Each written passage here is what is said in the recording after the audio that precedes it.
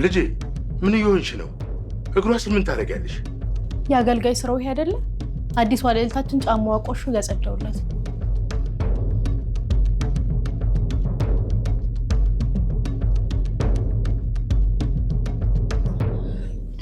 ኪሩቤል በቃ ተዋት። እኔ ላጸዳው እችላለሁ አልኩ እኮ። መክሊት አንቺ ጣልቃ አትግቢ። ሰምተሽኛል አይደል? ጥረጊው በደንብ። ኪሩቤል ልጄን እንዲህ ልታረጋት አትችልም። እረፍ። ይኸው እስቲ ግርማ፣ በጣም እኮ ደስ የሚል ትዕይንት ነው። የትዕቢት ተራራ ሲናድ እንዴት ደስ ይላል። ተዋት፣ አሁን ስራዋን እየሰራች ነው፣ አታቋርጣት።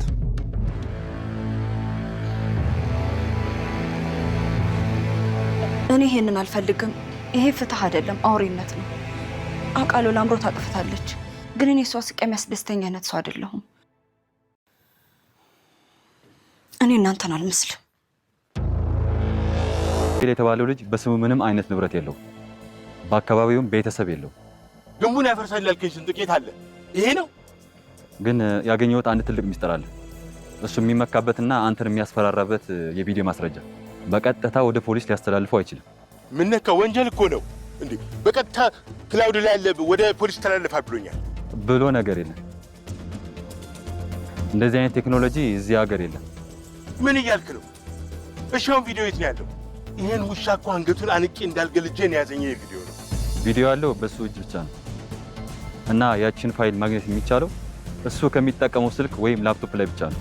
ግን ላፕቶፑን አግኝተህ ፓስወርዱን መስበር አለብህ። ለዛ ደግሞ የኛ ሰዎች አሉ። ቪዲዮውን ለዘላለም ማጥፋት ትችላለህ። ከዛ በኋላ ኪሩቤል ባዶ ነው። እንዴት ነው ስራዬን ያቀለልክልኝ? አንተ ማለት ከአምላክ የተላክ የኔ መልአክ ነህ። ና ልቀቅ፣ ና።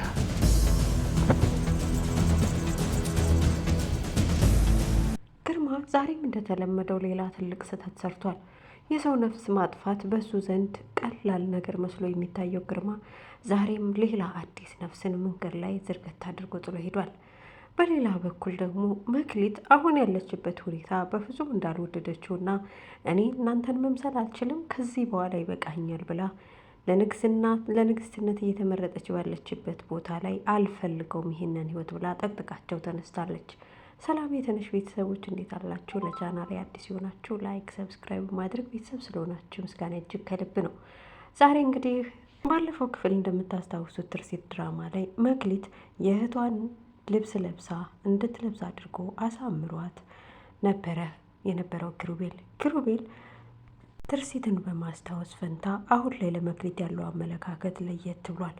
ለመክሊት ያለው እይታም እየሳሳላትና የምትለብሰውን ነገርም እየመረጠላት ይገኛል። ታዲያ እግሯ ላይ ድንገት እጇን ውሃ ስታጥቢያት ብሎት ውሃ ትደፋባታለች ለአምሮት ውሃ ስትደፋባትም ደፋችብሽ እንዲህ ብሎ እግሯን እንድትጠርግላትና ፎጣ እንድታመጣ ያዛታል። በዚህ ሰዓት ታዲያ ለአምሮት እሺ ጌታዬ ብላ ታዛ ፎጣውን ታመጣና እግሯን ለመጥረግ ስትዘጋጅ ይህንን ድርጊታቸውን በፍጹም አልወደደችላቸውም እና እንዲህም ስትል ትናገራለች። እኔ በፍጹም እንደዚህ መሆን አልችልም። በእርግጥ አውቃለሁ ለአምሮት ጥፋት አጥፍታለች። ነገር ግን ደግሞ እሷ ጥፋት አጠፋች ብዬ ክፉን በክፉ መመለስ የማልችል ሴት ነኝ። እኔ እናቴ እንዲህ አይደለም ያሳደገችኝ፣ የዚህ አይነት ንግስነት ይቅርልኝ ብላ ብድግ ብላ ተነስታ ትሄዳለች። ኪሩቤል እባክሽኝ ምልሽን ስሚ ቢላትም በፍጹም እኔ ይሄን ላደርግ አልችልም፣ እናንተን መምሰል አልችልም ብላም ጥላቸው ጠቅጥቃቸው ሄዳለች። ይህን የተመለከተችው ለአምሮት ትንሽ እንኳን መልካም ሴት ናት ብላ ልታስብላት አልቻለችም። ግርማም ልጁ እንደዚህ ስትሆን እየተመለከተ ሌላ አዲስ ተንኮልና ሴራ በልቡ የበቀል ጽዋዎቹን እየሞላና ነገ እንዴት አድርጎ ኪሩቤልን እንደሚግተው እያሰበ ይገኛል። በሌላ በኩል ወይዘሮ ዝናሽ ልጇንና ባሌ ነው ብላ የምታስበውን የላምሮትን አባት አሁን ላይ ኪሩቤል እያደረገው ያለው ነገር ባያስደስታትም ነገር ግን ትናንትና በትርሲት ላይ ያደረሱትን ግፍ አሁን ላይ ኪሩቤል እያስከፈላቸው በመሆኑ ትንሽ ተደስታ ነበር። ግን ደግሞ መክሊት ሁኔታዋ ደስ ስላላላት በመክሊት ተከፍታ መክሊትን እንዲህ ካስከፋትማ በእርግጥ እውነት ነው ክፋትን በክፋት መመለስ አስፈላጊ አይደለም ብላ ኪሩቤልን ለመምከር ተዘጋጅታለች። ነገር ግን ደግሞ ኪሩቤል በፍቅር አይኑ ታውሮ ጀምሮ የእሱ የኔ ንግስት ናት ብሎ የሚያስባትን ትርሲትን አይኗን ሲያጠፉበት ነበረ ለበቀል የተነሳሳው። ታዲያ ብቻውንም የኔ ንግስት ያንቺን ብርሃን ሲያጠፉብኝ ነበረ የእነሱን ህይወት ጨለማ ለማድረግ የወሰንኩት። ቃሌን ለመተግበር ብዬ እኔ ክፉ እንደሆንኩ አውቃለሁ። ስለዚህ ይቅር በይኝ። አሁን ግን የራሴን መልካም ባህሪ አጥፍቼ ወደ ክፋት እየሄድኩ እንደሆነ መክሊት ምልክት ይሆናለች። ስለዚህ መክሊት ይህን ነገር ስለነገረችኝም ዘወር ብዬ ራሴን መመልከት ጀምራለሁ ብሎ ከራሱ ጋር ቃል ይገባል። ግርማ ግን ሌላ መጥፎ ሴራዎችን ይዞበት እየመጣ ነው። ኪሩቤል ክፋትን በክፋት እመልሳለሁ ሲል የግርማን ክፋት እጅግ እያባባሰበት እንጂ እየተሻለው በፍጹም አልመጣም። ታዲያ ግርማም እየሆነ ያለውን ነገር በጣም ስላበሳጨው ከቤት ወጥቷል።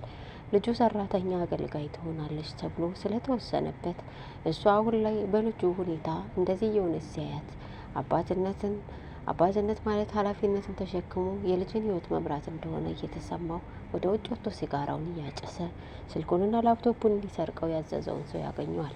ያዘዘውን ሰው ግን ሲያገኘው በፍጹም ሊራራለትና ትንሽ እንኳን ሊሰማ ፈቃደኛ አልነበረም። አንተና ጆሌዎችን እስከ ወዲያኛው ሸኛቸዋለሁ ብሎ መንገድ ላይ አስፋልት ላይ ዘርሮት፣ ሁለተኛ በመንገዴ ብትቆም ገና ብዙ ነገር ታያለ፣ ኪሩቤል ወደ አንተ ጋር እየመጣሁልህ ነው ወጫጭቄ ብለሃለሁ ብሎም ወደ ቤቱ ይመለሳል። ሲመለስም ወይዘሮ ዝናሽ መንገድ ላይ ያገኛታል።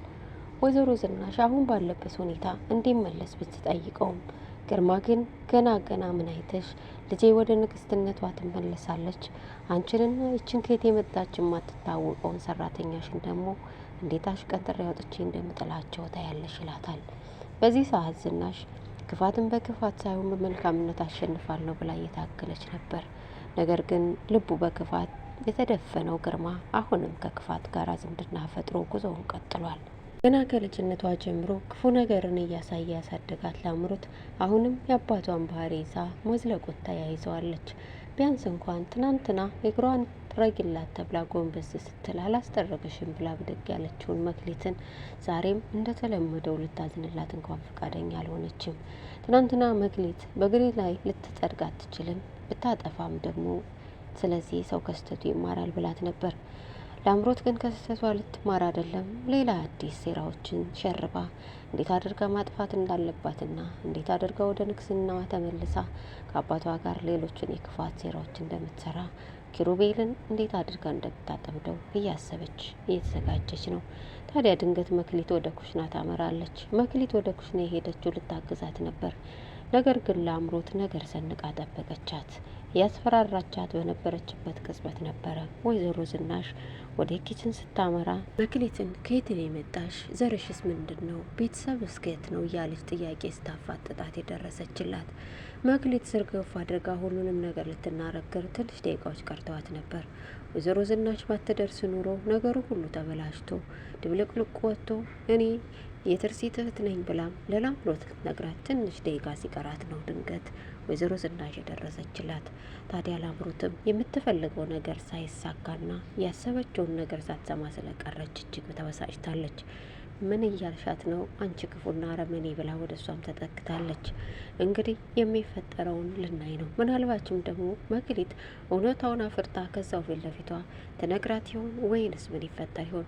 መክሊት አሁን ላይ ያለችበት ሁኔታ ስለሰለቻት እውነታውን ተናግራ ጎዳና በወጣ ይሻለኛል ብላ ውሳኔ ላይ ደርሳለች። ነገር ግን ደግሞ ይህንን እውነታዋን ደግሞ እንዳትናገር ወይዘሮ ዝናሽ ልጄ እኔ እኮ ያላንቺ ተስፋ የለኝም፣ በአንቺ ውስጥ እኮ ትርሲትን አያታለሁ። ስለዚህ አንቺና ኪሩቤል ከሌላችሁኝ እኔ ባዶ ነኝ እያለችም ደጋግማ ነግራታለች። ይህን የሰማችው ታዲያ መክሊት አሁን ላይ ለውሳኔ ተቸግራ ሀገራ ተጋብታን ያለችው ወስና ጥላተም እንዳትሄድ እንደዚህ እያለቻት ነው። ትርሲት በሌላ በኩል እህቷም ስለሆነች አይኗ ጠፍቶባት እስክትመለስ ድረስ እየጠበቀቻት ነው። እስኪ ምን ይፈጠር